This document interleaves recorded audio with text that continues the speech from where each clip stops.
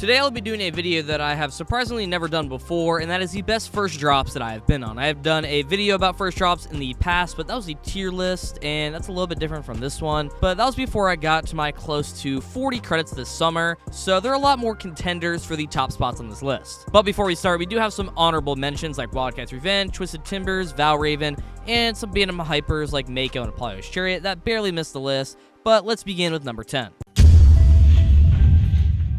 Last place is Diamondback. I have this drop specifically over the other B&Ms for one reason. It has the extended trains that are found on only a few select B&M hypers. And since the trains are longer, you are absolutely pulled over the drops, and it just gives an amazing floaty airtime feeling. And the drop being about 200 feet tall, you feel that you're just suspended mid-air, and it's such a wonderful feeling. And it helps that the B&M clamshells are just so open and free feeling. It just allows for the super fun airtime. It's just a super fun drop if I had to explain it in simple terms. It's nothing intense or anything. It's just plain roller coaster fun. One ride that is very similar to Valraven is Griffin, which takes the number 9 spot. The reason I like this drop slightly more than Valraven is because of the restraints. I do think that the B&M vests are not as bad as people make them out to be, since they're not awful, but I can agree that the airtime is just not felt that amazingly on these things. And with Griffin, you have the OG restraints, which just has more room.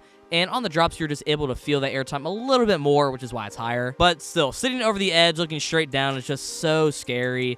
And the drop itself has some amazing floater airtime that basically everybody can enjoy.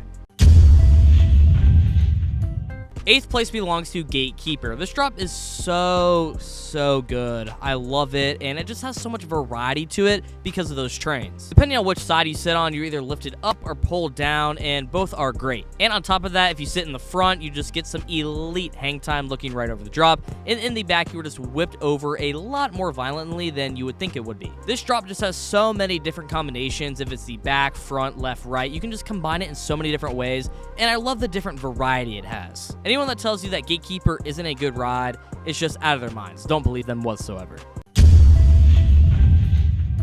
Up next is Steel Vengeance. There isn't a lot that's like super special about this drop, but for the fact that it's 90 degrees at 200 feet tall, it's going to create a good drop. In the back, you are just pulled over that arc and just get sent into the air, getting some amazing ejector airtime. It's overall great with some nice ejector, but I just can't put it higher for some reason, and that reason being that it just doesn't really have anything special to it. There are no gimmicks or anything, which I know isn't needed for a first drop, but I just feel like compared to many of the rides coming forward, it's just missing something. Still a great first drop though, no diss to it whatsoever. It's just missing one thing, I feel like. First to miss the top 5 is Siren's Curse. This ride could have been the best first drop that I've been on, but it just isn't tall enough. It's only about 120 feet tall, and imagine if this was like 200 feet in the sky. It would just be so crazy. But the reason the drop did make it this high is for its amazing features. Obviously, being suspended over the track is just so nerve-wracking and creates such an amazing stomach-dropping feeling once you're finally let go. Then the on-ride audio you hear while sitting there also just adds those nerves, and it's just such an intimidating drop. Good airtime, unique experience, and the on-ride audio just create an overall great drop. Can't complain about it whatsoever. A surprising one up next, and that is Fahrenheit. This was just a ride that I didn't have any expectations going in, but was just pleasantly surprised by the whole experience, and the moment that surprised me the most was the drop. It's very similar to Maverick in the way that it operates. It's super steep, not that tall, but it just creates good airtime. In the back, you are whipped over and just get some crazy ejector airtime. It's not sustained like that much, which is about the only drawback in my opinion, but it doesn't really need to be that sustained. The quick pop of ejector that you get is just a great way to start off this ride, and if you don't have any expectations for it, maybe get a little bit because it's a good ride. 4th place is Skyrush. This drop I've only ever gotten on one time, and it was in the morning, but man, it was an interesting experience. The start of the drop is nothing crazy, just being like a normal drop with some good floater airtime, but about halfway down you hit like a hitch or something. I don't really know what it is, but it is absurd. You are absolutely violently launched into the atmosphere with some of the most insane powerful ejector airtime that I have come across. Overall, it was insane even though I only rode it one time, and the restraints really didn't bother me a lot either. I still thought the airtime was great, not really that restrictive, and it just didn't bother me. It wasn't that bad. I know it's not the older ones, but these restraints are not bad.